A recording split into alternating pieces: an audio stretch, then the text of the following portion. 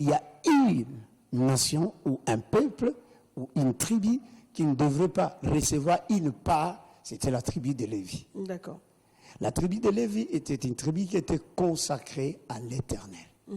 Leur part, c'était Dieu. Parce qu'ils devraient faire un service sacerdotal, un service à temps plein au temple. D'accord. C'est-à-dire, la part qui revenait à Dieu, Dieu le donnait aux Lévites. Alors, le pourcentage de la dîme, pasteur, c'est 1/10 ou on peut donner plus? Dans la dispensation mosaïque, c'était 1/10. Mais dans la dispensation de Christ, actuellement, on peut tout donner. Alors, tout dépend de la conviction. Donc, le pourcentage peut être par rapport à la conviction de la personne qui la donne. De la personne, parce qu'on n'a pas assez de Mais temps. selon la Bible, qu'est-ce que la Bible dit? Il faut donner les 1/10 de votre revenu, c'est ça? On peut lire? Bien sûr, mais on n'aura pas On n'aura pas assez de temps. Voilà. Non, en fait, j'étais en train de dire, dans la dispensation mosaïque, ça dit, la loi, là on parle plus de l'Ancien Testament, ça dit, la dîme était seulement 1/10 de tes revenus comme on l'avait prédéfini là. Mais dans la dispensation de Christ, d'ailleurs, Abraham avait donné tout. Il a donné tout à Melchisédek. D'accord. Ça dit, dans la dispensation de Christ, on n'a pas à se retenir. C'est un problème de conviction. Donc, si vous êtes convaincu, vous avez $100, vous pouvez donner le pourcentage de 20%. Ça dépend de votre conviction. Alors, à qui peut-on donner cette dîme? Ben, la Bible est claire. On donne la dîme à Dieu. On donne la dîme à Dieu. À travers Mais Dieu quelqu'un. est représenté par ses serviteurs qu'il a établis sur cette terre. Dans l'Ancien Testament, ce sont les Lévites qui prélevaient la dîme. Exact. Donc, aujourd'hui, ce sont nos pasteurs. Exact. Est-ce que quelqu'un peut donner sa dîme? Parce qu'il y a des gens qui disent à la cité, vous savez, c'est tout un problème avec cette dîme.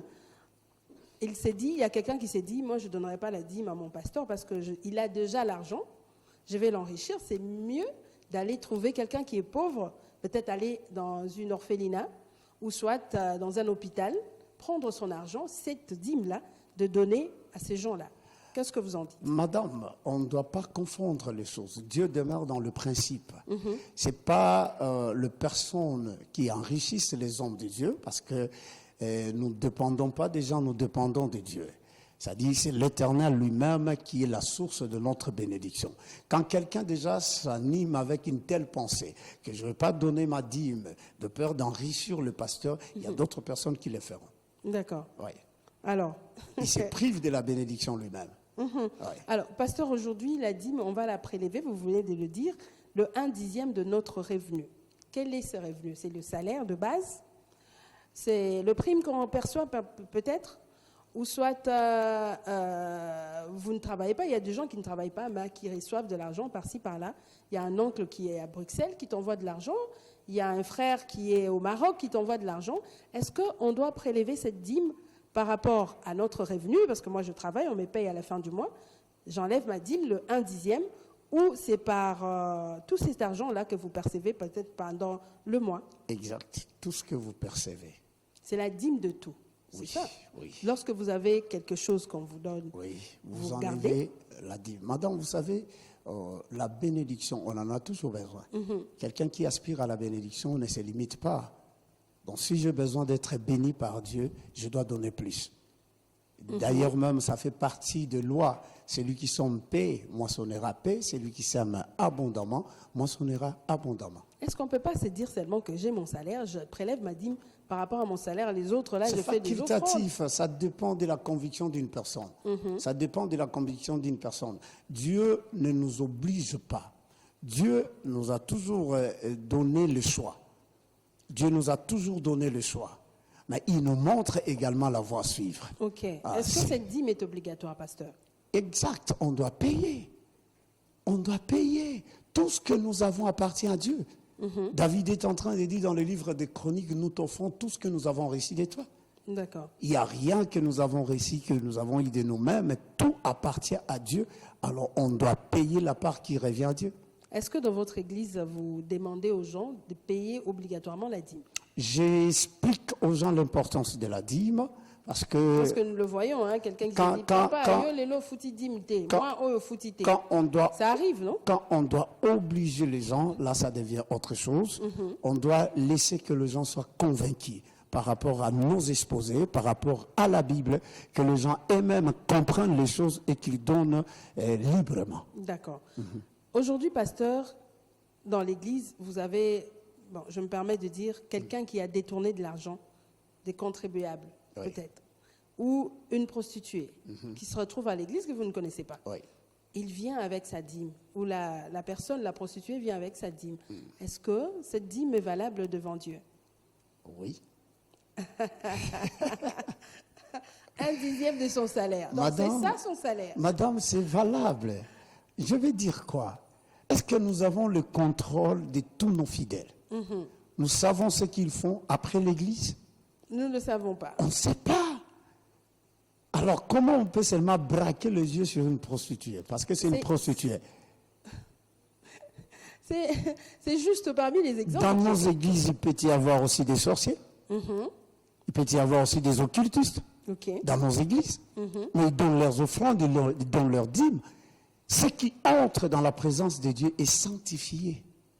Ok. Est sanctifié. Le problème, c'est pas, je dirais, la vie que la personne est en train de mener, parce que Dieu donne l'opportunité à toute personne de se convertir. Ça, c'est la volonté primordiale de Dieu. C'est-à-dire, si cette personne prostituée, sachant qu'elle est prostituée, mais en elle-même, elle se dit que je dois prélever ma dîme. Oui, le monde peut condamner, le monde peut dire n'importe quoi. Et la prostitution, bon, on se demande tout simplement, est-ce qu'on contrôle tous nos fidèles, ce qu'ils font après les cultes? Non, nous ne savons pas ce qui entre, ça vient d'où, on ne sait pas. Mais le problème pour nous, quand ça entre, on sanctifie Vous sanctifiez par la prière. l'offrande ou la dîme de la Par la prostituée. prière. Par la prière. Donc là, vous avez le droit de manger cette dîme. Nous recevons des dons aujourd'hui qui viennent aux États-Unis, par-ci, par-là, tout ça. Est-ce que nous savons d'où ça provient, ces dons? Non, vous ne le savez pas. Ok. Alors, pasteur, pourquoi doit-on payer cette dîme? Quel est l'objectif? Les buts?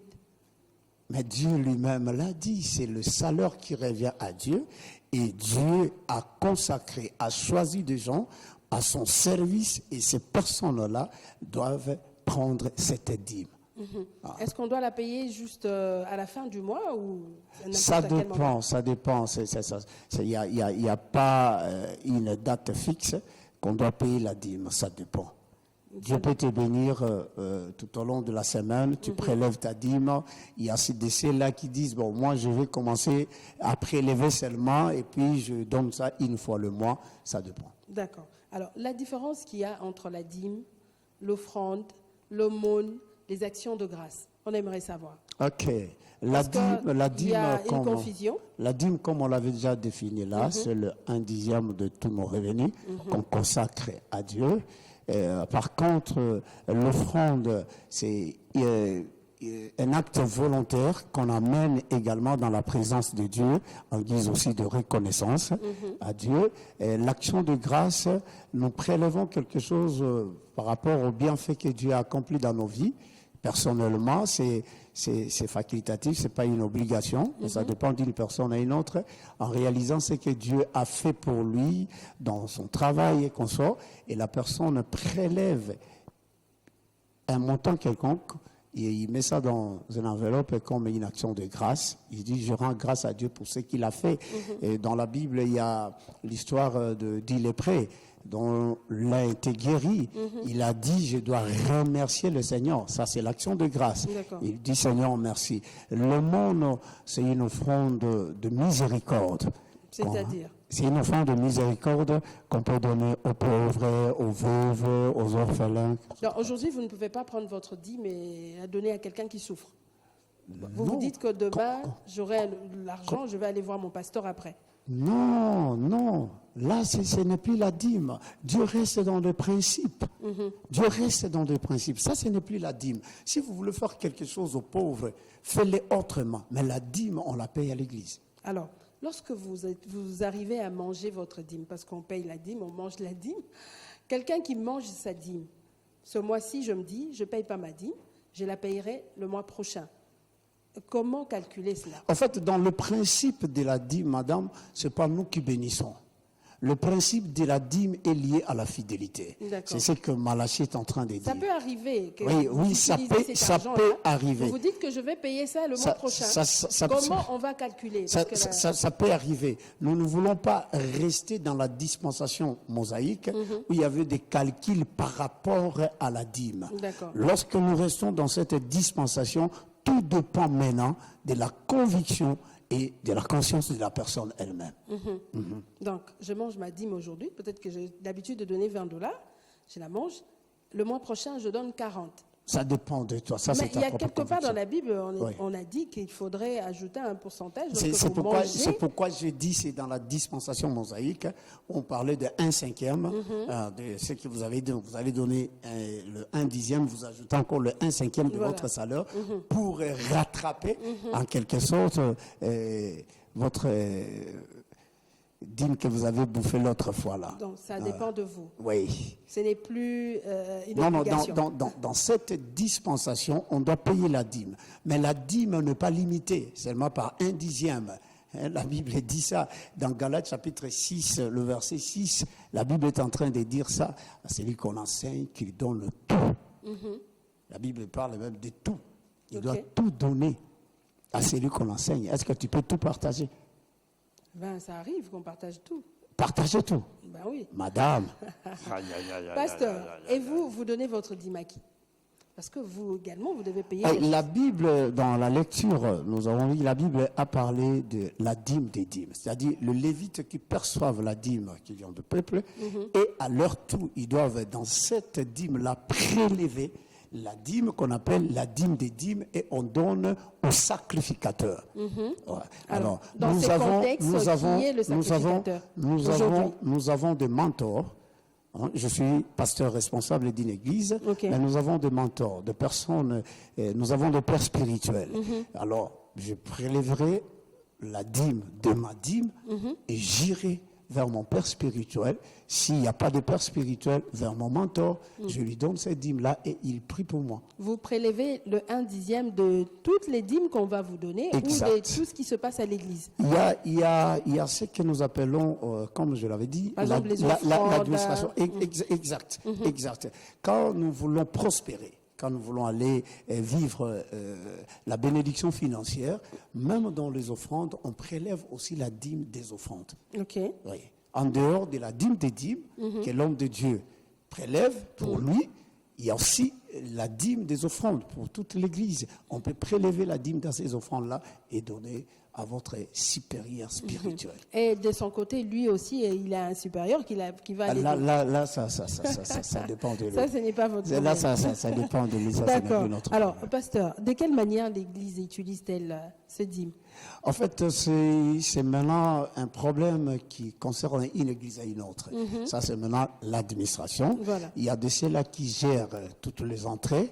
Et à la fin du mois, ils calculent, il y a des salaires, ils ont déterminé cela par des salaires. Le pasteur a un salaire, les pasteurs associés ont leur salaire et il y a des lévites et des serviteurs qui sont encouragés également. Ça dépend des entrées. Quel est le bénéfice de la dîme? Mais la dîme, c'est la source. Lorsqu'on paye la dîme, c'est la source qu'est-ce qu'on s'attend? C'est la source de la bénédiction. Est-ce que cette bénédiction, c'est par rapport aux finances?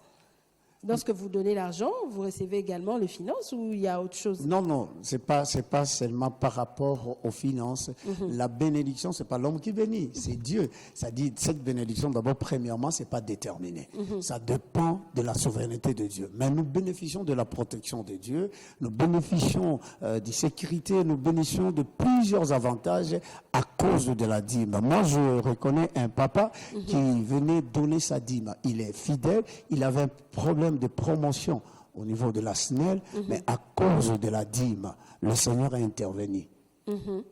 Est-ce qu'aujourd'hui, vous avez un mot à sensibiliser tous ces fidèles qui nous suivent ce matin? Une sensibilisation par rapport à la dîme, parce qu'il y a de ceux-là qui se disent donner la dîme, c'est enrichir le pasteur. Et ça, c'est l'évangile du diable. Et ça, je suis dans 2 Corinthiens 4:4. Ça dit, il y a de ceux-là que le diable a aveuglés. Ils sont bandés.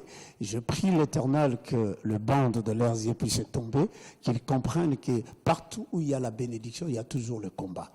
il y a même des églises qui disent qu'il ne faut pas qu'on donne la dîme. Ils ont aussi un verset qu'ils utilisent, que la dîme, c'était dans l'Ancien Testament. Aujourd'hui, avec Jésus, il n'y a pas question de dîme. Non, il y en a parce qu'on n'a pas assez de temps pour pouvoir lire la Bible, parce que c'était très important. On n'a pas assez de temps pour parler des dispensations. Mais avant qu'on parle de la dispensation mosaïque, il y a déjà Abraham qui avait donné sa dîme à Melchisédek. Oui, et qui on est l'a dit tout à l'heure, on là. connaît ça. Alors, ces églises-là, bon, en fait, moi je dirais quoi? Le Seigneur... Avec le Nouveau Testament, est-ce qu'il y a eu des gens qui ont donné leur dîme? Il y en a, il y a eu des pharisiens légalistes qui continuent à percevoir la dîme. Matthieu 23 est en train de dire ça. Ok. Ouais, même à l'époque de Christ, il y en a. Il y en a. Bon, si les gens veulent qu'on puisse revenir dans cette émission, qu'ils financent, moi, j'ai pas de souci. Alors, Moi, je serai là. pasteur, Oui.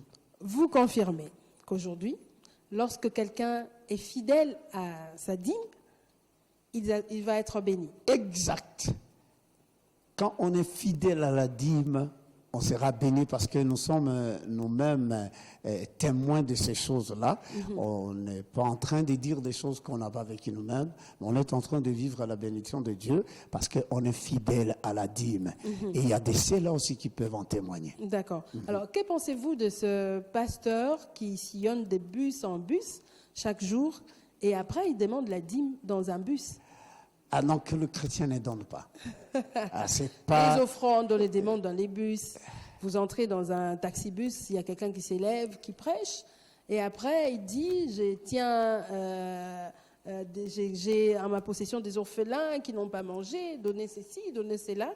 Est-ce que ces offrandes-là, on peut les donner dans des endroits pareils où il y a un endroit spécial où on doit donner ses offrandes, sa dîme, son aumône? En fait, l'apôtre Paul est en train de dire à Timothée de prêcher la parole de Dieu en toutes circonstances ou occasions, bonnes ou mauvaises. Ce qui est important pour nous, c'est d'apporter la parole de Dieu. On doit aussi regarder l'auditoire. Okay. On doit aussi regarder l'auditoire à laquelle on porte la parole de Dieu. Et dans le bis n'est pas une église. Le bis n'est pas une église. On ne peut pas célébrer un culte dans un bis. Or, l'offrande est appelée à être donnée dans une église parce que là, on célèbre un culte, on fait un culte et l'offrande y est exigée. Mais dans un bis, l'environnement, l'auditoire n'est pas propice. Mais il est en train de prêcher, c'est l'évangélisation qu'il fait. Ce sont des choses, l'évangélisation, oui, évangélise, mais tu n'es pas obligé. Je connais des hommes de Dieu qui ont prêché dans des bis sans demander les offrandes. D'accord. Je connais. Donc, lorsque quelqu'un... Vous ne perdez rien parce que l'objectif, c'est d'annoncer Christ. L'objectif, ce n'est pas les offrandes. L'objectif, c'est d'abord d'annoncer le Seigneur Jésus-Christ.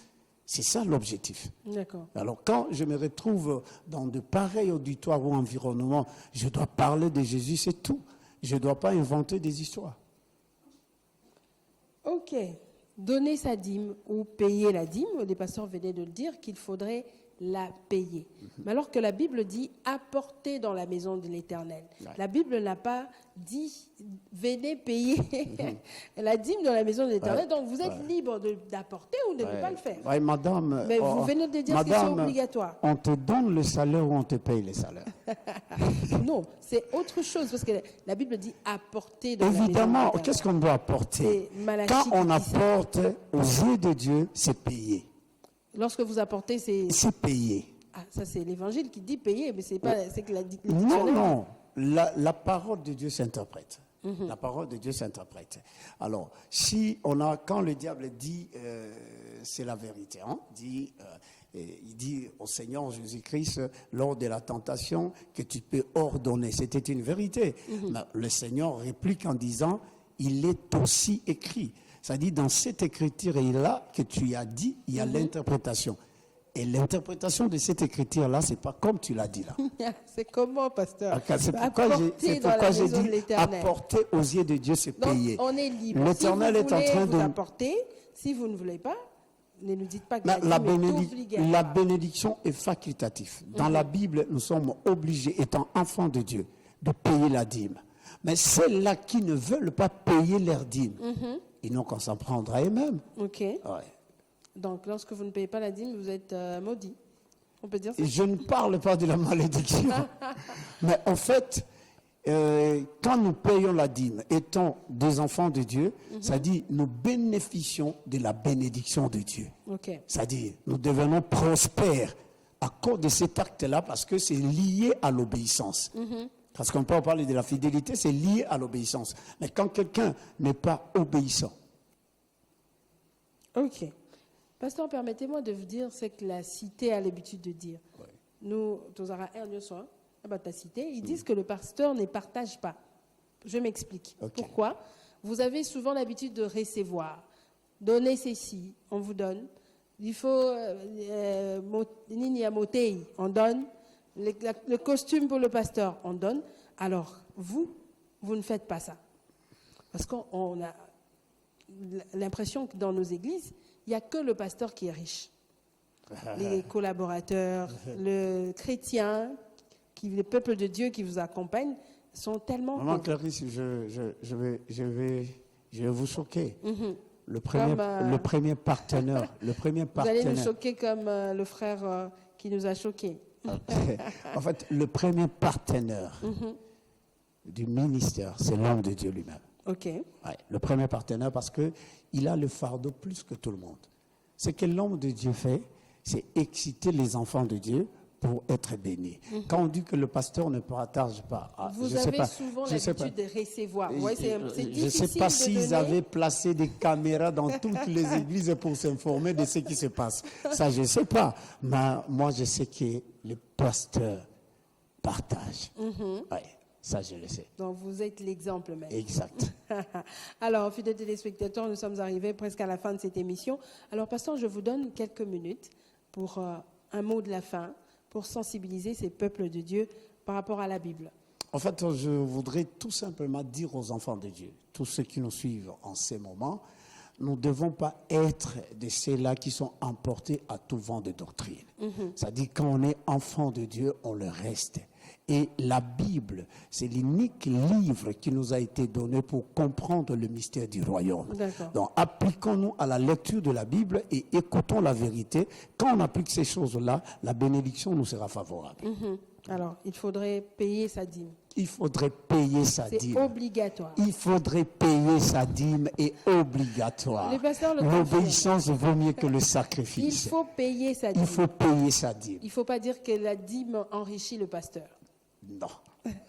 Parce que le pasteur aussi paye sa dîme. Le pasteur aussi paye sa dîme. La Bible a parlé des dîmes, des dîmes. Le pasteur aussi paye sa dîme. Nous sommes la propriété de Dieu. Nous sommes la propriété de Dieu. Nous dépendons de Dieu. Et c'est Dieu là donne des injonctions à son peuple de venir bénir ses serviteurs. D'accord.